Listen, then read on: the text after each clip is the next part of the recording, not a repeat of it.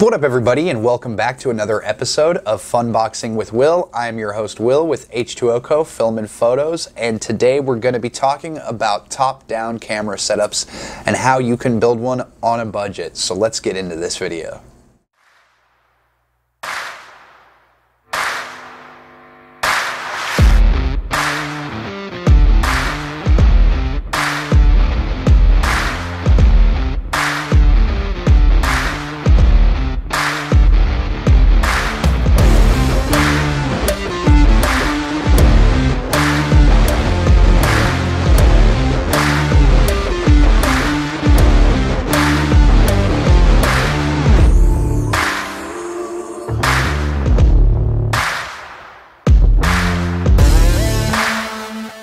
Alrighty guys, now that we're back, before we get into the video, I just want to thank all of my subscribers. I really appreciate you guys. I started this channel about a year ago, starting out thinking I was going to do tech reviews, camera reviews, unboxings,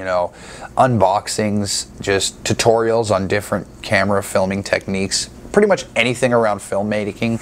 And I've been putting out videos now for a little over a year. Since October though, I hit 100 subscribers in October, and since then I'm up to I think 330. So I truly appreciate you guys. I'm gonna keep doing this, and hopefully it's helping some people out there. So the reason I haven't put out a video in 2.5 weeks though, and for the next coming month, I'm probably going to be a little slow to push out content. It's simply because my second son is about 3.5 weeks from being born. So we've been running around crazy trying to get everything set up for that. And it's been pretty hectic around here. But as soon as everybody's settled in once he's born, I'm going to get back to putting out weekly videos if I'm not able to do it until then. So, but anyways, so getting into this top-down camera view. Product photography, there's tons of reasons for having a top-down camera view. Product photography seems to be the biggest one. I personally find something very aesthetically pleasing about a symmetrical top-down camera angle of, whether it's EDC gear laid out on a table or even just product photography. It's very appealing to me personally, and I'm assuming other people, it's popular because other people find it appealing as well. The only problem is when you go online, you go to B&H.com, you go to Amazon, where I personally get a lot of my camera equipment. These overhead camera top-down rigs, they're expensive. They range anywhere from $150 all the way up to what I've seen, I think $1,000 for one of these setups. And I mean, I'm sure there's a ton of ways you can MacGyver one at your house or in your studio. Hell, you could probably just attach a tripod head to a 3/4 inch screw attached to the ceiling and then hook up your camera that way. But then you have to drill into the ceiling, you have to measure stuff. It's a lot of hassle. So my mission was to go online and find something under $50 that I could utilize to get that top-down setup and make it efficient. And fortunately, I found an item that I did some experimentation with. Actually, my last video was shot with this top-down view. I believe it was the Worksharp Precision Sharpener review, and I utilized this setup for that video. So essentially, and I will say, before I go into it, the caveat is I did own part of this setup prior. It was a light stand that I got on eBay for $10. So that and the camera obviously wouldn't be included in the price of this setup. But I found this product on Amazon for $29. After shipping, I believe it came out to $32, and I will put the link in the description below. Basically what it is it is a 2.6 foot to 6.8 foot lighting audio boom pole adjustable arm, boom arm essentially, and this is what it looks like. It's pretty basic. It's just a pole. It telescopes out to 6.5, almost 7 foot.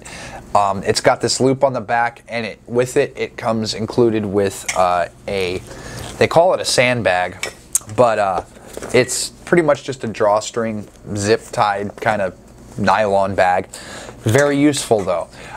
So essentially what I did was I took my light stand that I already had that, like I said, cost me $10 on eBay. This is it right here. I attached this C-clamp right here. It's generally designed for softbox lighting. You could screw a microphone onto it, you know, things like that, which is what this is designed for originally. But I started thinking that, you know, some lighting systems out there can weigh 10 pounds. So if this boom pole can support a 10-pound softbox and light, why wouldn't it be able to hold up a camera and do the same thing? So I ended up ordering it. I got it in, I think, 2 days, and then I pretty much got to work. And so what I've been doing, and I found to work very effectively, is that I take this arm, it's got this control pivot here, so you literally just slide this over the C-clamp and you screw this on, make sure that's tight. And I utilized a GoPro Hero 8. It shoots in 4K. It's a pretty decent camera, and fortunately I found that this this boom pole arm that I bought has a C-stand on top as well for lighting attachments, but if you look close, it's actually got about 1/8 of an inch of 3/4 inch thread right here, which is more than enough to screw into a tripod, or I'm sorry, to screw into the bottom of a camera. And so I experimented with a couple different cameras. I used the GoPro for the last video I shot, but I did try it with my Canon EOS M50 and it worked fabulously. The only difference between the EOS M50 and the GoPro was that for the EOS M50, I did have to use the sandbag. I threw in a couple battery chargers I had around the house. I think some of my kids' toys went in the bag as well, and just enough to give me enough counterweight to not have the, I think it's a 3-pound camera, the EOS M50, tip it at all, and I didn't have any problems with it. So basically you just screw on the camera of your choice. I would prefer the GoPro just because you get pretty good quality out of it. It's good enough for a top-down view, very lightweight, very easy to maneuver. You just throw that on the boom arm, and then you can go ahead, adjust the boom arm, unscrew it, and you can turn it sideways. And when you turn it sideways, let me get it back up in your view here, it actually gives you a pretty decent length, up to, I think I said 6.5 foot, 6.8 feet of, it's hard to get this in frame here. I've got so many tripods here. But it gives you a good setup here for an overhead camera setup. And you can extend it out pretty far, so if you have a table or something you're trying to get it to reach over, you can make that work really easily.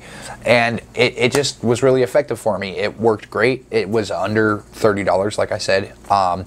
And if you don't have the light stand, I'm sure you could find one on eBay pretty cheap. They sell some pretty cheap ones on Amazon even. So I'm assuming for under $45, $50, this whole setup can be achieved, excluding the camera, of course. And so if you wanted to see any of the video quality of what it looks like post-production, check out the last video I produced, that Worksharp Sharpener review, and that's essentially the setup that you got, you know. And so I just found it to be very useful, and until I can afford to buy something a little bit more robust, it's definitely going to suit all of my needs. With the GoPro, I can hook up a media mod and then put my lapel mic right to it. So you can even get external audio with something as simple as a GoPro. And for that kind of a setup, for a top-down setup, unless you're doing product photography, it's perfect for the GoPro. Now with product photography, I wouldn't suggest shooting with a GoPro, but like I said, if you just throw some weight in that little bag that's included, there's actually a loop on the back of the pole here, a little cloth loop that you can hang that bag on, and it does an amazing job of being a counterbalance for whatever camera you do decide to put on there. I personally would suggest using a smaller, maybe mirrorless camera. I'm sure that it could hold a DSLR. I just haven't tested it with one yet, and I don't want to be responsible or liable for anyone breaking a camera if they attach it to there and it's too heavy and it does fall. But I mean, we all use our own judgment. We love our gear, at least I do. So just be careful with it, and hopefully it'll work out for you too. Like I said, it's a super simple way to get a top-down setup. And so that's about it for today. I just wanted to say thank you guys all again and again. If you found anything useful in this video or you found it informative, please go ahead, hit that like and subscribe button, and then turn on the bell notifications to get more videos in the future. It's Mother's Day today, so I want to wish all you moms out there happy Mother's Day. We all know how much you work, how hard you work. We appreciate you guys, and we wouldn't be the men we are today or women we are today without you in our lives. So we appreciate all you moms out there. Other than that, I just wanted to say you guys stay safe, and above all else, stay creative. We need more of that in this world. Have a great night, my friends. Until next time.